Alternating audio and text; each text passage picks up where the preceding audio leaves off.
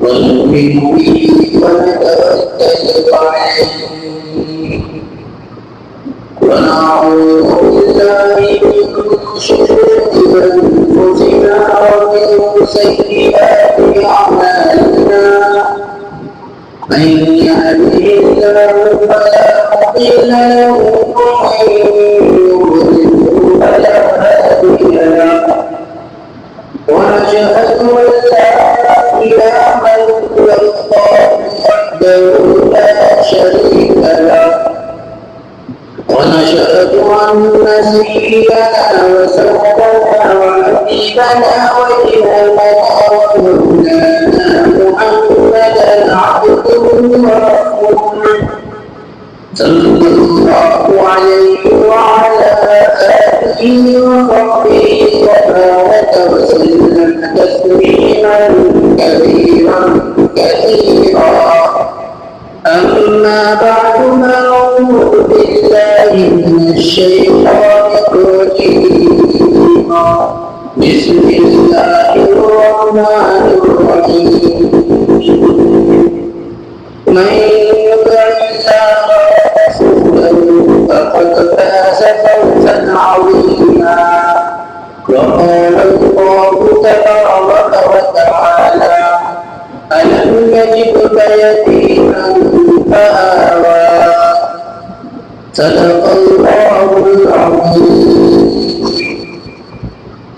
اس کا احسان ہے اس کا احسان ہے اس کا احسان ہے اس کا احسان ہے بزم ہستی کو اس نے سوارا بہت آج اشکوں سے میں نے محمد لکھا آج اشکوں سے میں نے محمد لکھا پھر اس کو روحوں سے چوما بہت تیرے صدیق فاروق عثمان علی تیرے صدیق فاروق عثمان علی سب کا امت میں اونچا ہے درجہ بہت تیرے اصحاب نے تجھ کو چاہا بہت تیرے اصحاب نے تجھ کو چاہا بہت تجھ کو سوچا بہت تجھ کو چاہا بہت تجھ کو سوچا بہت تجھ کو برکھا بہت سید ولد آدم شفیع الامم سید ولد آدم شفیع الامم نادش بزم عالم جمیع الشیعہ تیرے رستے پہ چلنا چھوڑیں گے ہم چاہے ہم کو ستائے دنیا بہت انشاءاللہ قابل قدری تقریباً آج 12 ربیع الاول یہ مہینہ برکت والا عظمت والا عزت والا احترام والا اور یہ مہینہ برکت والا عزت والا احترام والا کیوں نہ ہو اس لیے بھی اللہ تبارک و تعالیٰ نے اس مہینے کو برکت والا کہا عزت والا کہا احترام والا کہا حالانکہ سارے مہینے 12 کے بارے عزت والے ہیں برکت والے ہیں لیکن اس مہینے کو اس لیے بھی برکت والا عزت والا احترام والا کہا گیا کہ اللہ تبارک و تعالیٰ کے نبی محمد صلی اللہ علیہ وسلم کی پیدائش کے لیے اسی مہینے کو چنا اسی مہینے کی اندر اللہ تبارک و تعالیٰ کی نبی صلی اللہ علیہ وسلم کی پیدائش ہوئی پیدائش کس جگہ پر ہوئی کس وقت ہوئی کون سی جگہ کی کہاں پر ہوئی یہ ہمارا عنوان ہے آج کی تقریر کا اللہ کے نبی علیہ السلام کے آنے سے پہلے بھی قرآن کریم نے اندر بیان کیا ہے وَإِن كَانُوا مِن قَبْلُ لَفِي ضَلَالٍ مُّبِينٍ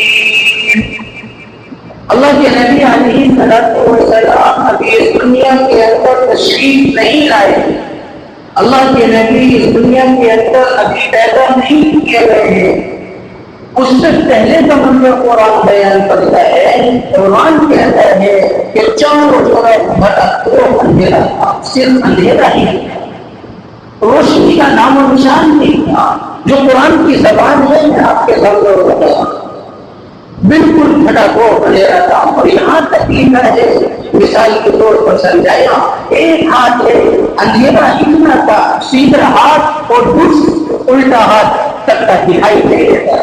آدمی اپنا ہاتھ نہیں دیکھ پا رہا, اتنا پھٹا کو اندھیرا.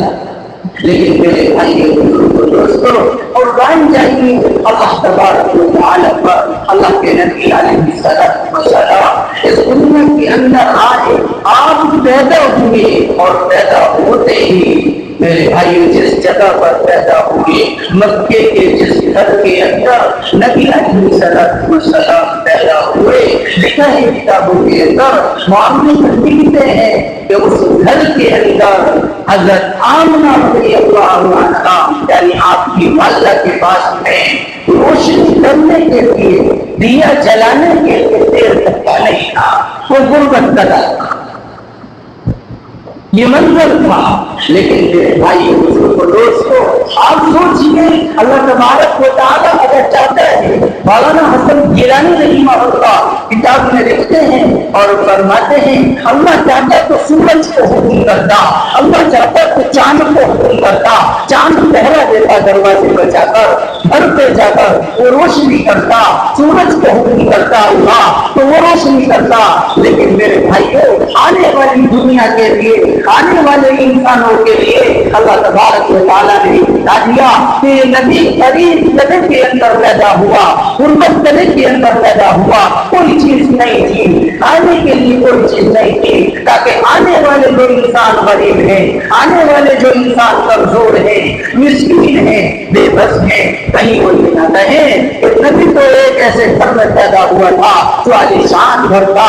میرے بھائیو, نبی کے پاس میں تو بہت چیزیں تھی, یہ اللہ تبارک و تعالیٰ کی, میرے بھائیو اللہ تبارک و تعالیٰ کی شان ہے. اس نے ایسے گھر کا انتخاب کیا اور ایسی جگہ کا انتخاب کیا جہاں اندھیرا ہی اندھیرا تھا, کوئی چیز نہیں تھی. اللہ کے نبی علیہ الصلوۃ والسلام جیسے ہی آسمان کے نیچے زمین کے اوپر اللہ تبارک و تعالیٰ کے نبی پیدا ہو جاتے ہیں, پوری دنیا کے اندر روشنی ہو جاتی ہے, اندھیرا ختم ہو جاتا ہے. جو ہزاروں سال سے آگ جلتی تھی, روم اور ایران کی وہ طاقتیں جو میرے بھائیوں لکھا ہے کتاب کے اندر 1000 سال سے, ہزاروں سال سے آگ جل رہی تھی, اللہ کے نبی کے پیدا ہوتے ہی وہ آگ بجھ گئی, وہ آگ بجھ گئی. فارس کے کنگرے, کسرا کے کنگرے, سارے کے سارے جل گئے, سب ختم ہو گئے. جو ایک گمراہی کی, جو ایک ضلالت کی, وہ ختم ہو گئی. اندھیرا روشنی میں تبدیل ہو گیا, اندھیرا ختم ہو گیا. نبی علیہ الصلوۃ والسلام جب اس دنیا کے اندر پیدا ہوئے, 1 دن 2 دن 3 دن 4-5 دن گزرے تھے, 7 دن گزرے تھے, پورے مکے کے اندر کھلبلی مچ گئی اور پورے مکے کے اندر تمام قریش کے خاندانوں کو پتہ چل گیا کہ محمد عبداللہ رضی اللہ عنہ کے گھر ایسا بیٹا پیدا ہوا ہے جو کسی آنکھ نے نہیں دیکھا ہے, کسی انسان نے نہیں دیکھا ہے, اتنا حسین ہے, اتنا خوبصورت ہے. کہنے والے کہتے ہیں کہ ہم نے ایسا بچہ آج تک نہیں دیکھا ہے. اور آج میرے بھائی بزرگوں دوستوں, آج چلے کے 1400 سال پیچھے اگر انسان جائے تو آپ دیکھیے گا تاریخ کو اٹھا کر معلوم ہوگا پوری دنیا کے اندر اسی کتاب کے اندر معاویہ لکھتا ہے اپنی تاریخ کے اندر نبی علیہ الصلوۃ والسلام کی سیرت کے اندر کہ اللہ کے نبی علیہ الصلوۃ والسلام سراج المنیرہ ہے. کیا ہے؟ سراج المنیرہ ہے. اور یہ سراج المنیرہ میرے بھائی نے اس کی وجہ کیا ہے, ہمارا منیرہ بھی تو کہا جا سکتا تھا. پورے قرآن کا آپ اگر خلاصہ کریں اور دیکھیں تو پورے قرآن میں کہیں آپ کو ہمارا منیرہ نہیں ملے گا. اگر ملے گا تو سراج المنیرہ ملے گا, یعنی روشنی دینے والا سورج, روشنی پھیلانے والا سورج. یہ اس تشبیہ سے میرے بھائی کو اللہ تبارک و تعالی نے اپنے قرآن میں ذکر کیا. اللہ تعالیٰ چاہتا ہے تو ہمارا منیرہ کہہ سکتا تھا, لیکن معلوم یہ ہوا سراج المنیرہ اس وجہ سے لے کر آئے ہیں کیونکہ چاند محتاج ہے سورج کا، چاند محتاج ہے سورج کا، اور چاند سورج کا محتاج اس وجہ سے ہے کیونکہ چاند روشنی لیتا ہے سورج سے جب کہیں روشنی آتی ہے۔ آپ غور کیجئے گا، سورج کسی کا محتاج نہیں، سورج اللہ کا محتاج ہے، سورج اللہ کا محتاج ہے اللہ کی مخلوق میں۔ اور نبی صلی اللہ علیہ وسلم اپنے حسن میں، اپنے جمال میں اللہ کے محتاج ہیں، وہ کسی اور مخلوق کے محتاج ہونا نہیں چاہتے، بلکہ اللہ تبارک و تعالیٰ کے نبی علیہ السلام کو اسی وجہ سے سراج منیرہ کا لقب دیا گیا کہ پوری دنیا کے اندر روشنی پھیلائی۔ آپ دیکھتے ہوں گے جب چاند نکلتا ہے، چاند چاہے کتنا ہی چڑھا ہوا ہو، گھروں کے اندر روشنی نہیں آتی ہے، چاہے آپ کبھی بھی دیکھ لینا، مشاہدہ کر لینا، چاہے وہ چودھری کا چاند ہو یا وہ چاند ختم ہونے کو ہو یا چاند شروع ہونے کو ہو یا چاند کا بیچ ہو، بہرحال روشنی گھر کے اندر نہیں آتی۔ لیکن جیسے ہی سورج نکلتا ہے اور اوپر کو چڑھنا شروع ہوتا ہے، کوئی بتائے ایسا گھر باقی رہتا ہے کہ جس کے گھر کے اندر روشنی نہ پتہ چلتی ہو؟ اگر کوئی بند گھر بھی ہے اور اس کے اندر روشن دان ہے، وہاں سے بھی روشنی کرنے سورج کی آتی رہتی ہے، معلوم ہو جاتا ہے کہ سورج نکل آیا ہے، اب اندھیرا چھا گیا، بادل آئے ہوئے ہیں، معلوم ہو جاتا ہے، پتہ یہ چلتا ہے کہ اللہ تبارک و تعالیٰ نے اپنے نبی کو سراج منیرہ کہہ کر اسی وجہ سے بلایا کہ پوری دنیا کو روشن کیا ہے، پوری دنیا کو روشن کیا ہے، اور پوری دنیا کو تا قیامت تک روشن کرتے رہیں گے۔ جب سے آپ پیدا ہوئے تھے اس وقت سے لے کر تا قیامت تک یہ دنیا روشن رہے گی، ورنہ اس دنیا کے اندر اندھیرے کے علاوہ کوئی چیز نہیں تھی۔ ظلم تھا، زیادتی تھی، فساد تھا، زناکاری تھی، بدکاری تھی، وہ آج کو میرے بھائی سب چیزوں کو چھوڑ کر آپس میں ظلم و زیادتی کرتے تھے، لیکن جب نبی اس دھرتی پر آ گیا تو روشنی لے کر آیا، ظلم کو مٹانے کے لیے لے کر آیا، ظلم کو ختم کرنے کے لیے لے کر آیا۔ میں بہرحال بتا رہا تھا، اس واقعے سے بات کو ہٹ جائے گی، بات بتا رہا تھا کہ اللہ کے نبی علیہ السلام ایک ایسے گھر کے اندر پیدا ہوئے جس میں روشنی کا انتظام نہیں تھا۔ اللہ کے نبی علیہ السلام جیسے ہی پیدا ہوئے تو میرے بھائی بزرگ و دوستو، ہر سو ہر طرف روشنی ہی روشنی پھیل گئی۔ اللہ کے نبی علیہ السلام کے آنے سے دنیا کے اندر 3 مہینے پہلے آپ کی پیدائش سے آپ کے والد کا سایہ سر سے اٹھا، آپ اس دنیا سے رخصت ہو جاتے ہیں، یعنی حضرت نبی صلی اللہ علیہ وسلم کے والد محترم حضرت عبداللہ رضی اللہ عنہ اس دنیا سے فوت ہو جاتے ہیں۔ آپ جب دنیا کے اندر آئے ہیں 3 مہینے پہلے باپ رخصت ہو جاتا ہے۔ آگے چلیے گا، آپ کو معلوم ہوگا 6 سال کی عمر آتی ہے، یہ 6 سال کی جو عمر ہے، 6 سال کی عمر تک میرے بھائی حضرت آمنہ رضی اللہ عنہا آپ کی پرورش کرتی ہے، آپ کی خدمت کرتی ہے، سب کچھ کرتی ہے، لیکن میرے بھائیو غور کیجیے گا، آپ بھی فوت ہو جاتی ہے۔ بہرحال اس سے پہلے کی جو بات ہے کہ اس کے بعد میں جب پیدا ہو جاتے ہیں تو سارے عرب کے اندر یہ رواج تھا، عرب کے اندر یہ مشہور تھا کہ جب بچہ پیدا ہو جاتا تھا تو اس کو دوسری عورتیں دودھ پلایا کرتی تھی، پرورش کرتی تھی۔ اس شہر کی عورتیں دودھ نہیں پلاتی تھی، بلکہ گاؤں کی دیہات کی عورتیں آیا کرتی تھی اور دودھ پلایا کر جایا کرتی تھی، اپنی پرورش میں لے لیا کرتی تھی۔ اللہ کے نبی علیہ السلام کا جب چرچا ہونے لگا، معلوم ہونے لگا کہ اللہ کے نبی علیہ السلام پیدا ہوئے ہیں، عبد المطلب کا پوتا ہے، حضرت عبداللہ رضی اللہ عنہ کا بیٹا ہے، آمنہ کا بیٹا ہے، جو گھر کے اندر پیدا ہوا ہے، اور ایسا روشن چہرہ ہے، ایسا روشن چہرہ ہے، ایسا خوبصورت حسین بچہ ہے۔ ساروں کے اندر جب چرچا ہو گیا، عورتیں آنا شروع ہوئی، جیسے ہی عورتیں آتی ہیں میرے بھائی بزرگوں دوستوں یہ کہہ کر چھوڑ جاتی ہیں کہ یہ تو یتیم ہے، اس کے یہاں سے تو کچھ نہیں ملے گا، اس کے یہاں سے تو ہمیں کوئی پیسہ نہیں، کوئی مال نہیں، کوئی دولت نہیں. اور پوچھتی تھی کہ اس کا والد کہاں ہے. سب سے پہلے یہ سوال تھا کہ باپ کہاں ہے. میرے بھائیوں بزرگوں دوستوں، قرآن نے اسی نقشے کو کھینچا ہے. الم یجدک یتیما فآویٰ. قرآن کریم کے اندر میرے بھائیوں نے اس کا معنی بیان کیا ہے کہ اللہ تبارک و تعالیٰ کے نبی علیہ السلام اس تفسیر کے اندر لکھتے ہیں کہ جو بچہ اپنے بچپن کے اندر اس کے والد فوت ہو جائیں یا بچپن ہی کے اندر اس کے آنے سے پہلے، پیدائش سے پہلے اس کے والد فوت ہو جائیں، اس کو یتیم کہتے ہیں. اس کو یتیم کہتے ہیں. جب بچہ بالغ ہو جاتا ہے تو بچہ یتیم نہیں رہتا بلکہ اس کا ایک سہارا ہو جاتا ہے. لیکن بچپن میں ہی والد اس دنیا سے رخصت ہو گئے. اور میرے بھائیوں جب عورتیں آنے لگی دودھ پلانے کے لیے، یہ بھی اللہ کا کرنا تھا. نبی نے پسند نہ کیا ان عورتوں کو جن کہہ کر چھوڑ کر چلی گئی کہ اس کے یہاں سے کیا ملے گا. میرے بھائیوں اللہ کو اپنے دلارے کے لیے، اپنے نبی کے لیے کسی اور کو منتخب کرنا تھا. اور وہ عورت بھی آئی جس کو اللہ تبارک و تعالیٰ نے اپنے نبی کی پرورش، اپنے نبی کو دودھ پلانے کے لیے منتخب کیا تھا. اس کا نام آپ اور ہم جانتے ہیں، قبیلہ سعد کی حضرت حلیمہ سعدیہ رضی اللہ عنہا. یہ حلیمہ سعدیہ بہت کمزور ہیں، اپنے قبیلے کے خاندان میں، اپنے قبیلے کے اندر بہت کمزور ہیں. اور یہ قبیلہ بھی بہت کمزوری سے گزر رہا تھا. بہرحال یہ آتی ہیں مکے کی سرزمین پر داخل ہوتی ہے، قبیلے سعد سے چلتی ہے. اپنی اونٹنی پر 2 دن ہو گئے، 3 دن ہو گئے، چلتی چلی جا رہی ہے. کچھ ایسے اونٹ بھی ہیں، ایسی اونٹنیاں بھی ہیں جو ان کو چھوڑ کر پیچھے چلی جاتی ہیں. جیسے ہی آگے پہنچتی ہیں وہ کہتی ہے کہ حلیمہ سعدیہ تو پیچھے رہ گئی، اس کی اونٹنی تو بہت لاغر ہے، کمزور ہے، اس سے تو چلا بھی نہیں جا رہا، ابھی پہنچی بھی نہیں تھی، 2 دن لیٹ ہو گئی ہے. میرے بھائیوں جیسے ہی مکے کی سرزمین پر یہ پہنچتی ہے اور اس گھر کے اندر داخل ہوتی ہے، بچے کو گود لیتی ہے اور جیسے ہی واپسی چلتی ہے سواری کو سوار کرتی ہے.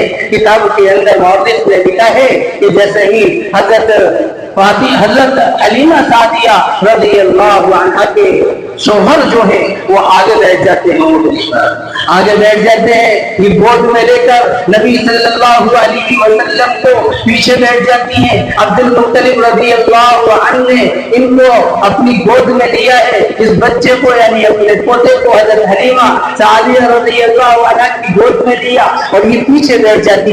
اونٹنی چلنے کے لیے تیار نہیں ہے. عبد المطلب کہنے لگتے ہیں کہ سردار کو آگے بٹھائیے گا، جو بچہ ہے اس کو گود میں لے کر آگے بیٹھیے گا جب تک یہ اونٹنی نہیں چلے گی. نتیجہ یہی ہوا کہ جیسے ہی بچے کو آگے بٹھاتے ہیں نبی صلی اللہ علیہ وسلم کو آگے بٹھاتے ہیں، فوراً اونٹنی کی رفتار تیز ہو جاتی ہے اور اتنی تیز ہو جاتی ہے وہ خود بھی سوچنے لگتی ہے پتہ نہیں کیا ہو گیا. کہنے لگے گئی تمہاری اونٹنی ہم سے پہلے کیسے آ گئی، یہ تو لاغت تھی کہ سب کچھ ہے، سب کچھ وہی ہے، اونٹنی بھی وہی ہے، سواری بھی وہی ہے، لیکن اب سوار بدل چکا ہے. اور جب سوار بدل جائے تو اونٹنی آگے کیسے نہ بڑھے گی، اونٹنی تو آگے ہی بڑھے گی. بہرحال یہ پہنچ جاتی ہے.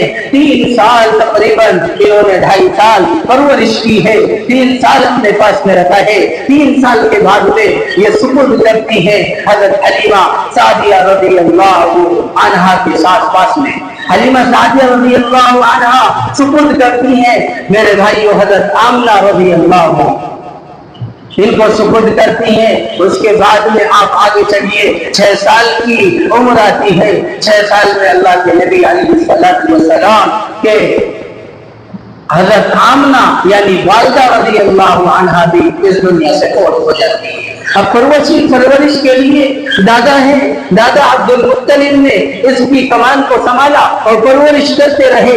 آج میں 10 سال کی عمر آتی ہے تو 10 سال کے بعد میں 8 سال کے بعد میں بھی میرے بھائی حضرت عبد المطلب بھی اس دنیا سے رخصت ہو جاتے ہیں. اس کے بعد میں یہ کمان، یہ پرورش کی باغ دوڑ حضرت ابو طالب کے ہاتھ میں آتی ہے. ابو طالب کے ہاتھ میں جب یہ باغ دوڑ آتی ہے تو یہ بھی تقریباً لکھا ہے 12 سال کی عمر میں اس دنیا سے رخصت ہو جاتے ہیں۔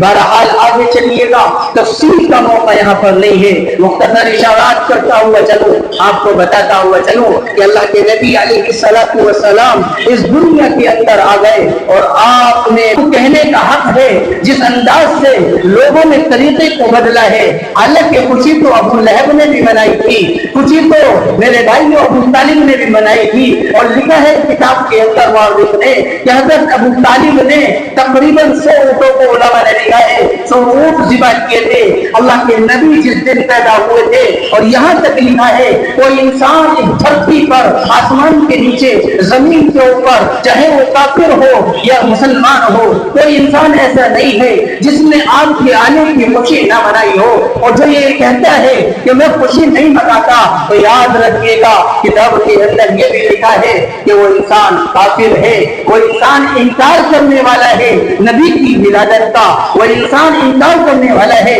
نبی کے دنیا میں آنے کا، وہ کفر کرتا ہے۔ کون انسان کہتا ہے کہ خوشی نبی علیہ الصلوۃ والسلام کی نہیں منانی چاہیے؟ ہاں یہ ضرور ہے طریقے بدل سکتے ہیں۔ مشن کو اپنایا تھا میرے بھائیوں، جشن کو اپنایا تھا ابو لہب نے، جشن کو اپنایا تھا ابو طالب نے، جشن کو اپنایا تھا میرے بھائیوں عتبہ نے، شیبہ نے، لیکن مشن کو اپنایا تھا نبی صلی اللہ علیہ وسلم نے، عبد المطلب نے، عبداللہ نے، آمنہ نے، سمیہ نے، انہوں نے میرے بھائیوں مشن کو اپنایا تھا، آپ کے طریقے کو اپنایا تھا، آپ کی زندگی اپنی زندگی کے اندر داخل کی تھی۔ صحابہ نے آپ صلی اللہ علیہ وسلم کے مشن کو اپنایا تھا۔ آپ وہاں پیچھے چلے جائیے، اس تاریخ میں نہ آئیے گا۔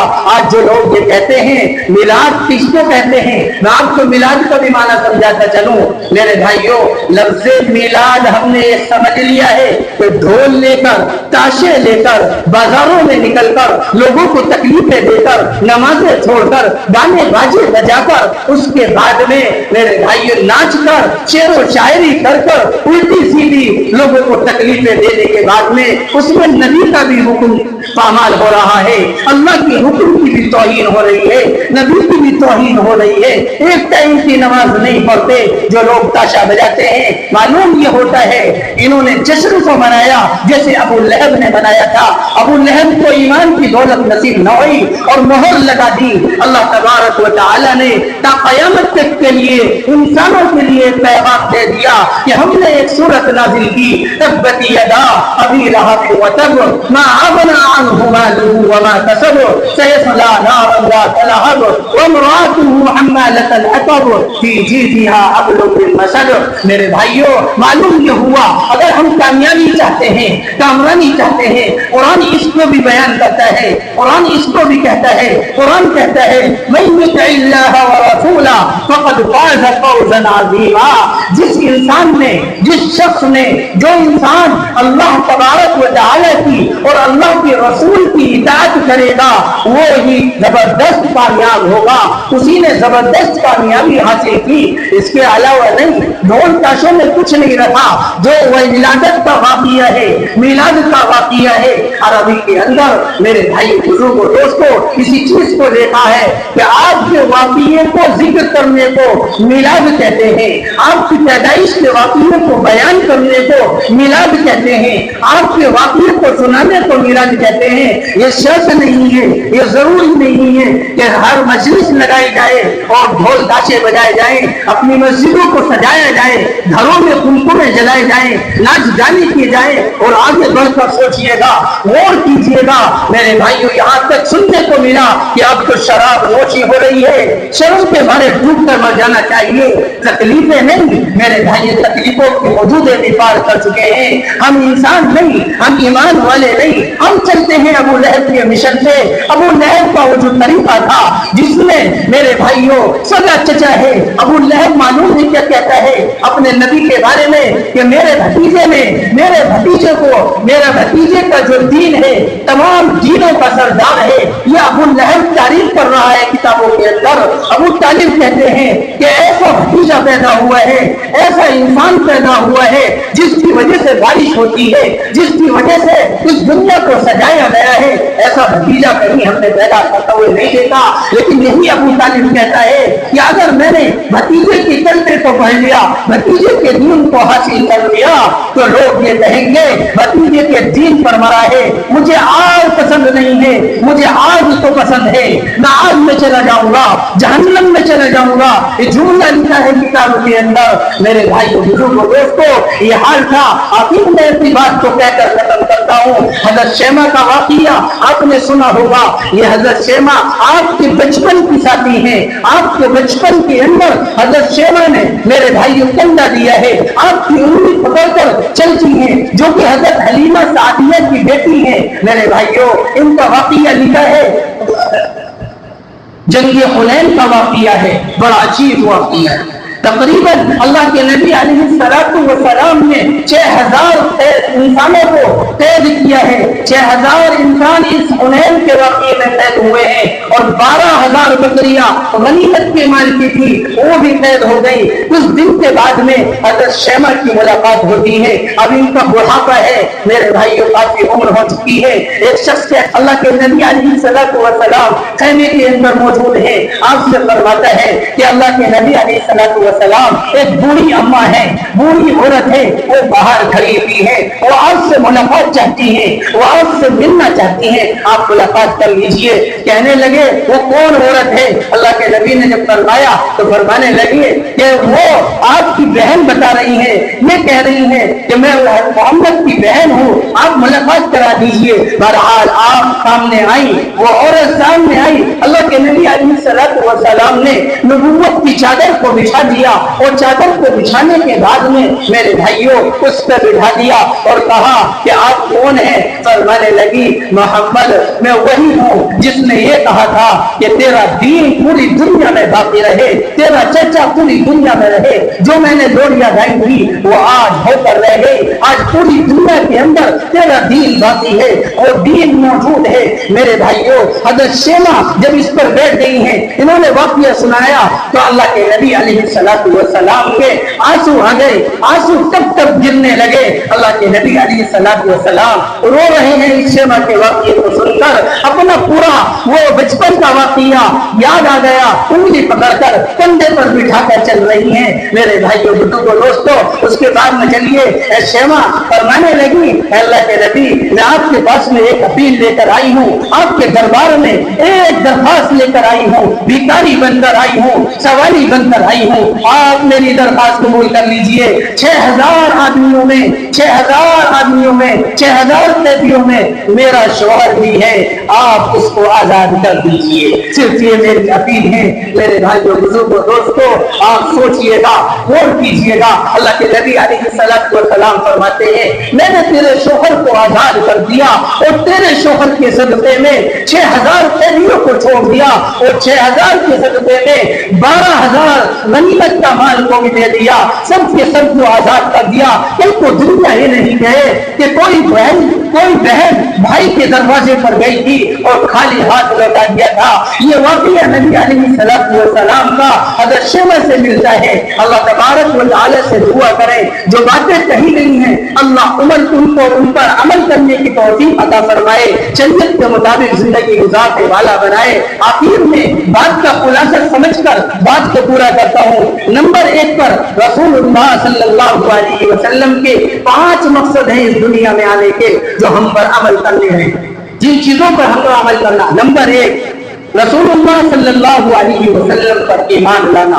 دوسرے نمبر پر دوسرا مقصد آپ کا ادب اور آپ کا احترام کرنا, حدود سے آگے نہیں بڑھنا. تیسرے نمبر پر آپ صلی اللہ علیہ وسلم کی ذات اقدس سے جو محبت کا طریقہ ہے اسی محبت کے طریقے کو اپنانا اور پیار کرنا.